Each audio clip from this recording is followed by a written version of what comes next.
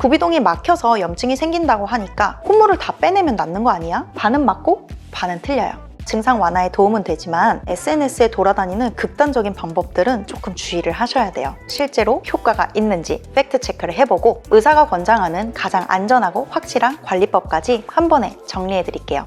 요즘 유튜브 쇼츠나 릴스를 보면 이렇게만 하면 콧물이 싹 빠집니다. 병원 안 가고 콧물 제거하는 방법 같은 영상들이 굉장히 많이 보이는 것 같아요. 보다 보면 정말 저렇게만 하면 될까 싶기도 하고 괜히 따라했다가 혹시 문제라도 생길까 걱정이 되시기도 할 거예요. 그래서 오늘은 콧물은 도대체 왜 생기는 건지, 우리가 흔하게 축농증이라고 부르는 부비동염이라는 건 정확히 어떤 상태인지 짚어볼게요. 또 SNS에 떠도는 콧물 제거법들이 정말로 실제로 효과가 있는지 팩트 체크를 해보고 의사가 권장하는 가장 안전하고 확실한 관리법까지 한 번에 정리해 드릴게요.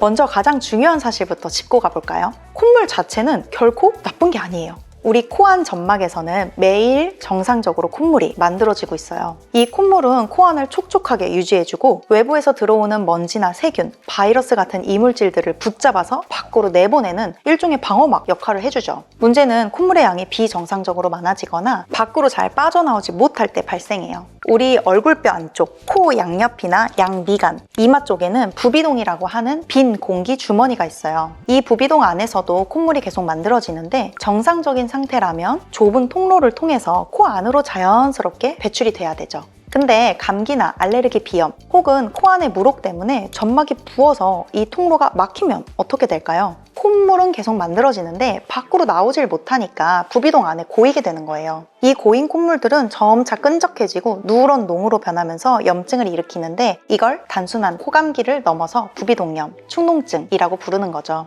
부비동염이 생기면 대표적으로 노란 콧물, 코막힘, 그리고 콧물이 목 뒤로 넘어가는 후비로 증상이 나타나게 돼요. 가래나 기침이 동반되기도 하고 후각이 떨어지기도 하죠. 사실 여기까지는 일반적인 코감기랑 증상이 비슷해서 헷갈리기 쉬우실 텐데요. 부비동염만의 특징적인 증상들이 있어요. 바로 얼굴의 압박감이랑 통증이에요. 코 주변이나 양측 뺨, 이마를 눌러보았을 때 아프거나 묵직하게 압이 차는 듯한 느낌이 든다면 부비동염을 강력히 의심해 보셔야 돼요. 단순히 콧물만 있는 상태가 아니라 의학적인 치료가 필요한 질환이기 때문에 부비동염이 의심되는 증상이 있다면 병원에 내원하셔서 정확한 진단과 치료를 받으시는 것이 중요해요. 진료실에 오시면 환자분들이 꼭 CT나 엑스레이 같은 영상 검사를 찍어야 하나요? 라고 자주 물어보시는데요. 쉽게 비유를 해볼게요. 진료실에서 쓰는 내시경으로 코 안을 들여다보는 건 현관문 열고 닫혀있는 방문을 바라보는 것과 같아요. 방문이 닫혀있으면 방 안에 누가 있는지, 뭘 하는지 알 수가 없잖아요. 마찬가지로 부비동이라고 하는 방 안에 곰팡이균이 있는지, 물혹이 있는지, 염증이 얼마나 심한지 정확히 보려면 방 안을 투시하는 엑스레이나 CT 검사가 반드시 필요해요. 그래서 약물 치료로도 호전이 되지 않거나 증상이 자주 반복될 때는 꼭 영상 검사를 권유드리고 있어요.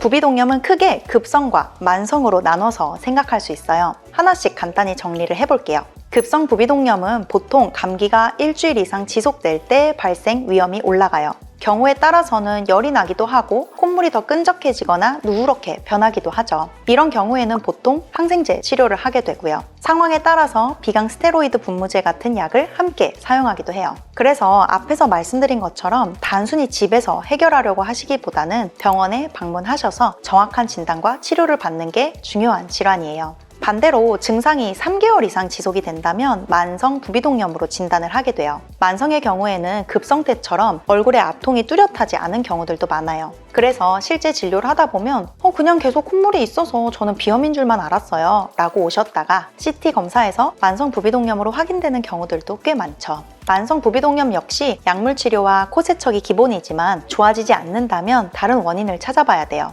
비중격 망곡증 같은 구조적 문제가 있는지, 물혹이 입구를 꽉 막고 있진 않는지, 혹은 약이 잘 듣지 않는 곰팡이 감염인지 이런 것들을 확인한 후에 수술적인 치료까지도 고려를 해볼 수 있죠. 지금까지 콧물이 왜 생기는지, 그리고 콧물이 계속 고이면서 부비동을 막으면 부비동염으로 이어질 수 있다는 점까지 말씀을 드렸죠. 부비동이 막혀서 염증이 생긴다고 하니까 그러면 코를 뚫어서 콧물을 다 빼내면 낫는 거 아니야? 라고 생각하실 수 있어요. 반은 맞고 반은 틀려요.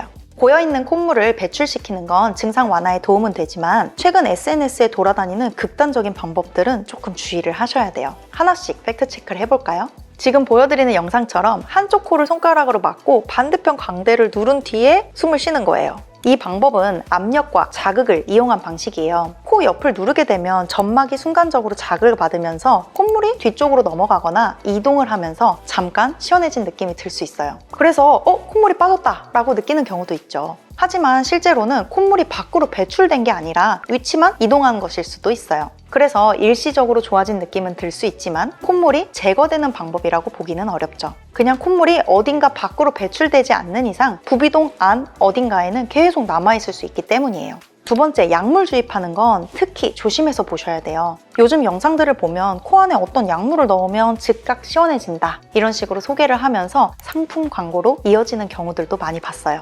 문제는 이게 어떤 약물인지 정확히 알기 어렵다는 점이에요. 성분이나 농도, 점막 자극 가능성들이 명확하게 확인되지 않는 경우들이 많거든요. 특히 비염이나 부비동염이 있는 분들은 코 점막이 이미 약해져 있는 상태이기 때문에 오히려 자극이 되면 증상이 더 나빠질 수도 있어요. 그래서 검증이 되지 않은 제품을 직접 구매해서 코 안에 사용하는 것은 되도록 피하셨으면 좋겠어요. 코 옆을 마사지하는 방법은 앞의 방법들에 비하면 상대적으로 무난한 편이에요. 코 옆이나 눈 아래, 광대 주변을 마사지하면서 혀를 뚫어준다 이런 표현을 쓰는 영상들도 많이 봤거든요. 의학적으로 보면 혈액순환을 돕고 주변 근육의 긴장을 풀어줘서 코가 잠깐 시원해지거나 묵직한 통증이 일시적으로 해결될 수는 있어요. 하지만 이것도 콧물을 자체적으로 제거해주는 방법은 아니에요. 그래서 처음 방법과 마찬가지로 근본적으로 콧물을 제거해주는 방법이라고 보기는 어렵죠. 그렇다면 이비인후과 전문의가 권장하는 가장 효과적이고 안전한 방법은 뭐가 있을까요? 이 세 가지만 기억해 주세요. 첫 번째는 생리식염수로 코 세척하는 거예요. 병원에서도 정말 많이 권하는 방법이 바로 생리식염수를 이용한 코 세척이에요. 생리식염수는 우리 몸의 체액과 농도가 같은 0.9% 염화나트륨 용액이에요. 그래서 코 점막 자극을 거의 주지 않으면서 콧물이나 염증 물질을 씻어내는 데 도움을 줄 수 있죠. 코 안에 고여있는 점액을 물리적으로 씻어내주기 때문에 콧물 관리나 부비동염 관리에서 가장 기본적으로 권하는 방법이에요. 코가 막힌다고 해서 입을 꽉 다물고 양쪽 코를 한 번에 세게 푸시는 분들 계시죠? 이렇게 하면 코 안의 압력이 급격하게 올라가서 콧물이 오히려 귀 쪽으로 역류해서 중이염을 유발할 수도 있어요. 코를 풀 때는 입을 살짝 벌린 상태에서 한쪽씩 번갈아 가며 가볍게 코를 풀어주시는 게 좋아요. 또 코를 너무 자주 풀면 코 점막이나 코끝 피부가 자극을 받아서 상처가 생기기도 해요. 그래서 콧물이 심할 때는 무리해서 계속 코를 풀기보다는 코 세척을 해준 후 남아있는 콧물이나 식염수를 가볍게 풀어서 제거해 주시는 게 효과적이에요. 다음은 제가 개인적으로도 많이 말씀드리는 방법인데요. 가습기나 온찜질을 활용하는 방법이에요. 따뜻한 물로 샤워하거나 목욕할 때 코가 뻥 뚫리면서 콧물이 잘 나오는 경험 다들 한 번씩 해보셨을 거예요. 실제로 따뜻한 수증기가 많아지면 코 점막에 수분을 공급해줘서 끈적한 콧물을 묽게 만들어지고 점막 섬모들의 청소 운동을 촉진해주기 때문인데요. 코 점막 혈관이 확장되면서 점막이 부드러워지기 때문이에요. 가습기가 없다면 화장실에서 따뜻한 물을 틀어놓고 수증기가 생긴 상태에서 코를 풀어보시거나 코 주변에 수건을 이용해서 온찜질을 해준 후에 코 세척을 해주시면 더 효과적이에요. 예전에는 부비동염이 만성으로 오래 지속되면 결국 수술을 해야 된다라는 인식이 꽤 강했어요. 특히 무록이 동반된 부비동염의 경우에는 약물 치료로 조절이 잘 안 되는 경우들이 많았기 때문에 수술을 여러 번 반복해서 받는 경우가 많았거든요. 하지만 최근에는 치료 패러다임이 좀 바뀌고 있어요. 두필루맙 같은 생물학적 제제가 사용되면서 치료 선택지가 하나 더 생긴 거예요. 두필루맙은 중증 아토피 피부염 치료제로도 잘 알려져 있지만 천식이나 용종을 동반한 만성 부비동염 치료제로도 사용되고 있어요. 세계적인 의학 학술지인 란셋에 발표된 연구에 따르면 용종이 동반된 부비동염 환자에서 두필루맙을 사용했을 때 어떤 효과가 있는지를 비교했어요. 이 연구에서는 비용종이 있는 만성 부비동염 환자들 중에서 이미 비강 스테로이드제를 사용하고 있거나 또는 과거 전신 스테로이드 치료나 수술을 했는데도 증상이 계속되는 환자들을 대상으로 치료 효과를 비교했거든요. 결과를 보면 비용종 크기 자체가 약을 사용한 그룹에서 뚜렷하게 감소하는 모습을 보였어요.